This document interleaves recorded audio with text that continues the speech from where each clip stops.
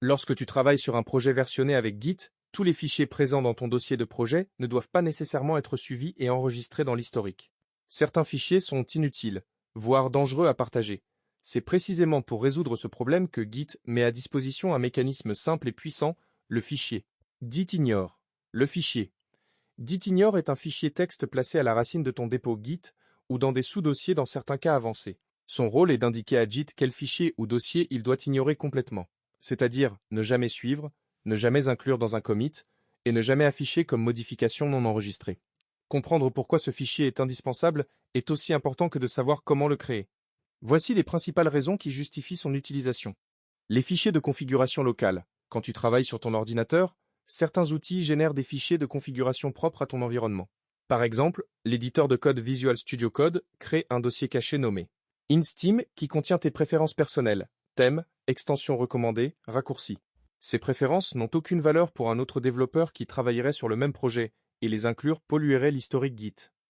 Les fichiers de dépendance installés localement, lorsque tu utilises un gestionnaire de paquets comme npm Node Package Manager pour un projet JavaScript ou Node.js, les bibliothèques que tu installes sont stockées dans un dossier appelé node-module. Ce dossier peut contenir des milliers de fichiers et peser plusieurs centaines de mégaoctets.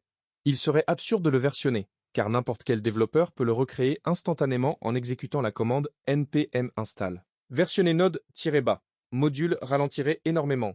Git alourdirait le dépôt et créerait des conflits inutiles.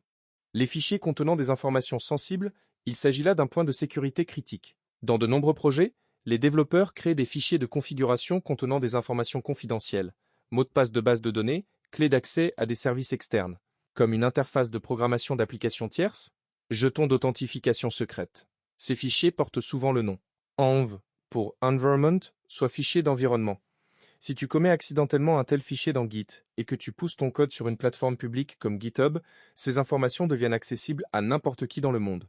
Les conséquences peuvent être désastreuses. Vol de données, utilisation abusive de services payants à tes frais, compromission de serveurs. Le fichier. Gitignore est ta première ligne de défense contre ce type d'accident. Les fichiers générés automatiquement. Certains outils de compilation, de construction ou de test génèrent des fichiers de résultats automatiquement. Par exemple, un compilateur peut produire un dossier dist ou build contenant le code final optimisé. Ces fichiers sont le résultat d'une transformation de ton code source et peuvent être régénérés à tout moment. Les versionner n'apportent aucune valeur ajoutée à l'historique. Elle est merci pour la connue. Les fichiers temporaires du système d'exploitation, macOS crée automatiquement des fichiers nommés NAMAMADS-bas store dans chaque dossier que tu ouvres avec le Finder. Windows peut créer des fichiers thumbspoint.db. Ces fichiers n'ont absolument aucun rapport avec ton projet et n'ont pas leur place dans un dépôt partagé. Maintenant que tu comprends pourquoi ce fichier est nécessaire, voyons comment le créer et le remplir correctement. Créer le fichier. Gitignore est simple. À la racine de ton projet, le même dossier que celui où se trouve le dossier caché. Git. Tu crées un fichier que tu nommes exactement. Gitignore, avec un point au début du nom. Ce point indique qu'il s'agit d'un fichier caché sous les systèmes Unix et macOS. Sous Windows, tu peux le créer depuis un terminal ou directement depuis ton éditeur de code. Tu peux créer ce fichier depuis le terminal avec la commande suivante. Touch gitignore. Ou simplement en créant un nouveau fichier depuis ton éditeur de code Visual Studio Code et en le nommant. Gitignore. Une fois le fichier créé, tu l'ouvres et tu y écris les règles d'exclusion. Chaque règle est placée sur une ligne séparée. Voici la syntaxe à connaître. Pour ignorer un fichier spécifique, tu écris simplement son nom. Envie. Pour ignorer un dossier entier et tout son contenu, tu écris le nom du dossier suivi d'un slash. Node-module. Pour ignorer tous les fichiers ayant une certaine extension, un certain type de fichier, tu utilises le caractère étoile comme joker. Log ignore tous les fichiers dont le nom se termine par log.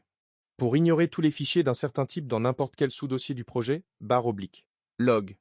Pour ajouter un commentaire explicatif dans ton fichier, gitignore, une ligne que Git ignorera. Tu commences la ligne par le caractère dièse, dièse, ceci est un commentaire.